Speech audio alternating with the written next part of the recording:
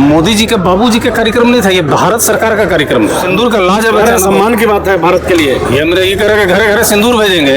अपन सिंदूर जिसको टीके हैं सो ओकर का हालत है, लेकिन दूसर के सिंदूर को बड़ा चिंता है। डरे तो मोदी जी भागे, आप ये कह रहे हैं? एकदम भाग गए हैं। नहीं भागे हैं तो ये ट्रम्प कैसे ट्वीट कर दिया सीज फायर से पहले? इसको सफलता मानते हैं? 30 लोगों का हत्या कर देता है, आप कहते हैं कि पीओके लेना है। इससे ज्यादा आपको जस्टिफाइड रीजन चाहिए था पीओके लेने के लिए?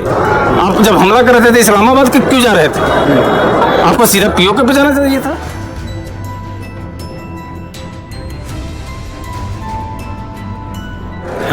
नबीनगर आना चाहिए था, औरंगाबाद आना चाहिए था।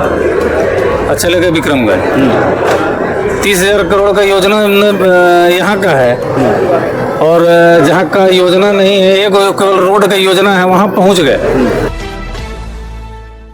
जी नमस्कार, मैं हूं राज पाठक और आप देख रहे हैं बुलेट न्यूज़ टीवी। देखिए, भारत के प्रधानमंत्री नरेंद्र मोदी बिहार पहुंचे, बिहार के सासाराम विक्रमगंज में पहुंचे। वहां पर उन्होंने 50,000 करोड़ रुपए से अधिक की शिलान्यास किया है, योजनाओं का उद्घाटन किया है। इस दौरान उन्होंने औरंगाबाद जिले के नबीनगर में स्थित एनटीपीसी का भी योजनाओं का शिलान्यास किया है। हमारे साथ में नबीनगर के विधायक विजय कुमार सिंह और डब्लू सिंह जी हैं। क्या कहेंगे प्रधानमंत्री मोदी ने जो हज़ारों करोड़ रुपए का सौगात दिया है औरंगाबाद से, क्या कहेंगे? मोदी जी को तो यहाँ आना चाहिए था, हाँ, नबीनगर आना चाहिए था, औरंगाबाद आना चाहिए था।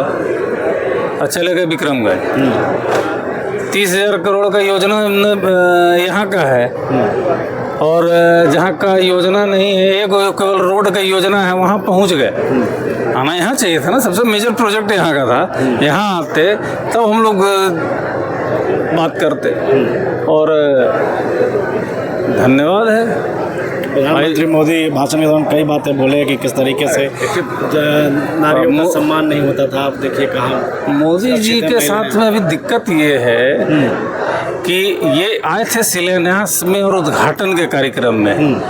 मोदी जी के बाबूजी का कार्यक्रम नहीं था, ये भारत सरकार का कार्यक्रम था। और ये भाजपा और जदयू और आरजेडी और कांग्रेस कर रहे हैं। ये सोचने वाली बात है कि ये सरकारी कार्यक्रम था, सरकारी मंच था, एनटीपीसी, एनएचआई सभी डिपार्टमेंट का कार्यक्रम था। उसमें अगर पॉलिटिकल कटाक्ष होगा तो भाई बड़ा दुखद है। अब तो जिसके साथ में है नीतीश जी, जिस तरीके से स्टेटस में है, जिस मेंटल स्टेटस में है, अभी सामने में मोदी जी का तो 100 घड़ा पानी तो गिर गया माथा पे। जीते जी मुआ दिए उनको, अब मैंने अब क्या चाह रहे हैं? तो ठीक है, जवाब मिलेगा। प्रधानमंत्री मोदी कई बातों को लेकर, पहलगाम को लेकर के भी लगातार चर्चा करें, खुले मन से कह रहे हैं। और सिंदूर घर घर भिजवाने की काम, देखिए सिंदूर किसको भेजा जाता है? हिंदू हैं। सिंदूर अगर हमको देना होगा किसी को तो मैं अपनी औरत को दूंगा, किसी दूसरे को नहीं दूंगा।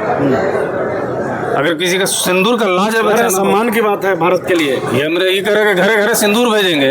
अपन सिंदूर जिसको टीके हैं सो ओकर का हालत है, लेकिन दूसर के सिंदूर को बड़ा चिंता है। लड़ने के समय में भाग गए। ट्रम्प जी के डरे तो मोदी जी भागे, आप ये कह रहे हैं? एकदम भाग गए हैं। नहीं भागे हैं तो ये ट्रम्प कैसे ट्वीट कर दिया सीज फायर से पहले? भारत का तकदीर अमेरिका से नहीं लिखा जाता है, भारत का तकदीर यहाँ के लोगों से लिखा जाता है, यहाँ के डिफेंस फोर्सेस के द्वारा लिखा जाता है, यहाँ के नौजवानों के द्वारा लिखा जाता है। लेकिन दुर्भाग्य ये है कि पूरा बैटल, जो पूरा लड़ाई हो रहा था, जब हमारी फौज, जब हमारा एयरफोर्स फ्रंट फुट पे था, जब लड़ाई जीतने के कगार पे थे, और ये स्वयं कहते थे कि हरदम जब भी लड़ाई होता है जीतने के कगार पे फौज होती है तो पॉलिटिकल प्रेशर के चलते वापस कर दिया जाता है। भैया इस बार कौन सा पॉलिटिकल प्रेशर था? पूरा हिंदुस्तान का विपक्ष, हिंदुस्तान का सत्ता पक्ष सब आपके साथ खड़ा था। तो 3 दिन की लड़ाई लड़ना था, ढेला बिक रहे थे। तो सफल हो गया है, आप नहीं मानते? इसको सफलता मानते हैं? 30 लोगों का हत्या कर देता है, आप कहते हैं कि पीओके लेना है। इससे ज्यादा आपको जस्टिफाइड रीजन चाहिए था पीओके लेने के लिए? आप जब हमला कर रहे थे इस्लामाबाद के क्यों जा रहे थे? आपको सीधा पीओके पे जाना चाहिए था। और ये डोनाल्ड ट्रंप कौन है? हम तो डोनाल्ड डक सुने हैं। हम जब बचपन में पढ़ते थे तो कार्टून हुआ करता था डोनाल्ड डक हम लोग कार्टून देखते थे। लेकिन ये डोनाल्ड ट्रंप आके हिंदुस्तान का तकदीर लिखता है, भारत का फौज को हाथ रोक देता है। इससे शर्मनाक कुछ नहीं हो सकता है भाई मेरे। और छाती दिखा रहा है कि 56 इंच का सीना है। विश्व गुरु बन रहे हैं। अरे विश्व गुरु का महाराज जो है सो गुजरात के गुरु ना बनिएगा, मठाधीश जाइएगा वहाँ पे कंठी माला लेगा अंतिम में। अच्छा, नक्सल पर भी उन्होंने, चूँकि औरंगाबाद जिला भी नक्सल प्रभावित क्षेत्र रहा है, नक्सल पर वो दावा कर रहे हैं कि नक्सलवाद खत्म हो गया। ललन सिंह भी बोले कि अपहरण होता था इससे पहले, अब वो खत्म हो गया। रात के 12 बजे महिलाएं चल सकती हैं खुलेआम। भैया मेरे, हम कह रहे हैं ना कि जीरो क्राइम हो गया ना।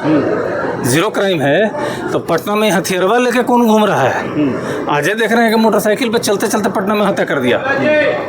2 आदमी चल रहा है, बगल वाला को पिस्टल से गोली मार के निकल गया। कमिश्नर के गाड़ी के सामने में फायरिंग हो रहा है। और दूसरा जंगल राज होता है का? पटना का मैं बता रहा हूँ। अब का मुख्यमंत्री के सीएम हाउस के अंदर में जाकर गोली चलावेगा तब इनको दिमाग खुलेगा। अब भाई सबका अपना अपना जस्टिफिकेशन है, तो उस पर हम कुछ नहीं कहेंगे। लॉ एंड ऑर्डर एक इशू था, है, बस। साल चुनावी साल है और आप भी चुनावी मैदान में अब आएंगे ही, क्योंकि जनता ने आपको मौका दिया था पिछले बार।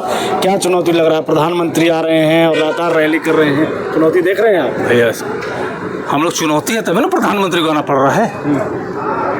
और सरकारी कार्यक्रम में जदयू, भाजपा, आरजेडी और कांग्रेस हो रहा है, तो भैया ये तो चुनौती है तभी ना हमारे दल का भी नाम ले रहे हैं। हम तो धन्यवाद देते हैं कि जितना मोदी जी नाम लेना है लें, जितना माला जपना है आरजेडी, कांग्रेस करें। बिहार में किसकी सरकार बनेगी?